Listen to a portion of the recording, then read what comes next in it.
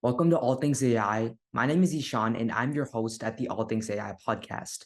So, this isn't the typical interview, but I just want to take some time to discuss the current situation with OpenAI, which I think will be integral to AI development in the future and even now. But I guess anyone, regardless of whether they're an expert in AI or not, should agree with the fact that this event that just happened before our eyes 3 or 4 days ago will likely change the course of development for AI in the near future. So, I think before I get into the core content, let's just take a look at a comparison that I found interesting. I think as I was just reading on my feed. So when Steve Jobs was ousted from Apple, it took him nearly 11 years to return. But Sam Altman returned to the company in less than a week after he was ousted. I think that really plays into how integral and exactly how monumental AI research is. That speaks of the fact that when we looked at the PC revolution, it took 11 years, but with AI, it's taking a matter of days. But I guess getting into the information itself, let's just give a little background or like paint the picture for it. So on Friday, November 17th, I'm pretty sure around afternoon, OpenAI's board removed Altman from his position, citing that he hadn't been consistently candid in his communications. And so to me, the statement seemed really vague, obviously, because there wasn't something that was detailed. Not exactly what was he not candid in, stating, we don't really know. But after much deliberation, he is now slated to return to his position as the CEO of OpenAI. And so it seems like this crisis is over, but there's a lot of speculation, I guess, that I think it's important to address as we take a look at this. And so there's a few things, and then there was some of the speculation was, for example, that Altman, after he gets ousted from OpenAI, is just going to go to Microsoft and lead an AI team. And that was exactly what was supposed to happen because Microsoft, who actually has, I'm pretty sure, a 49% and majority stakeholder in OpenAI, decided to hire Altman to lead an AI research team at Microsoft. So I thought this was kind of funny because he's technically going to be in the same organization as Microsoft almost controls OpenAI to a 50% extent. But I guess past this, just looking into theories themselves, there's two main theories, I guess, that really are worth looking into.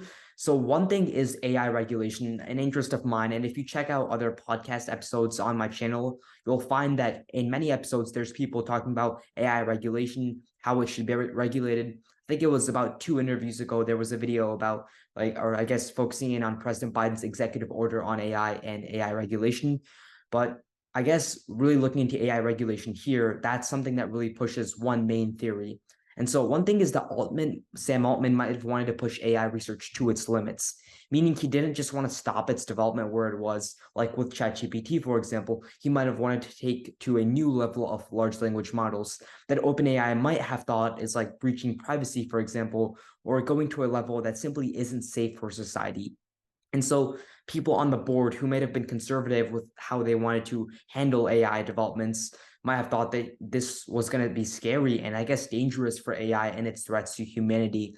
So I guess this really boils down to philosophical arguments about how we should handle AI and about if we should really, I guess, take to regulating it or just continue development and push it as far as it can go. Because it seems like Altman is someone that historically wants to push AI as far as it can go.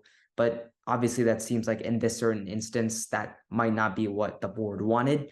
But I think something else that's interesting is OpenAI and its claim to be a nonprofit organization. And now, when I say claim, I'm not saying that it's not a nonprofit organization. What I'm saying is that OpenAI says it's a nonprofit, but then again, there's CEO Sam Altman who might have been wanting to actually make money off of things like AI. So he was looking to start a for-profit company based off of funding from the Middle East, and that was something that was communicated through many news briefings in the past week or so.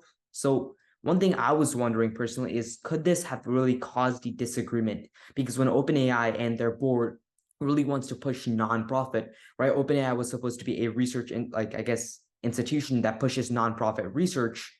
We don't necessarily know if because Altman had interests on things like making money off AI, maybe the board didn't think he was I guess really the person for this. So could this have caused the disagreement?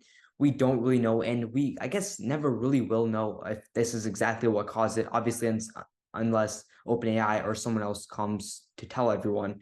But if this did indeed actually cause the, I guess, loss of communication between OpenAI and Altman, as they state, he wasn't consistently candid in his communications, this might have actually been the problem because if he wasn't consistently candid in his communications to want to start like a for-profit company, for example, that doesn't align with his ideals as the CEO of OpenAI, this could have actually caused the conflict that we had. So I think that's something that's worthy of considering.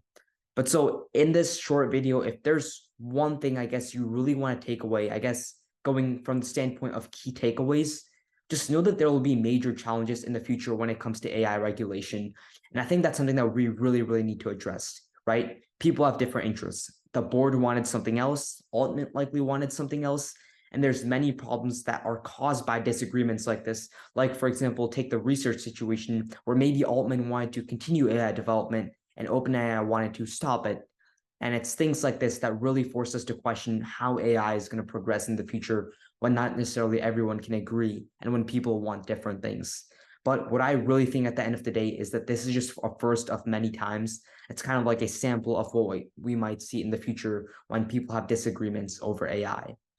So yeah, that's about it for today. I just wanted to give a short, I guess, briefing on what happened because obviously this is monumental in AI and I'll continue to do things like this in the future. So let me know in the comments down below, or I guess really contact me or in any sort of way if you guys typically like videos like this, because I'd be happy to do more news.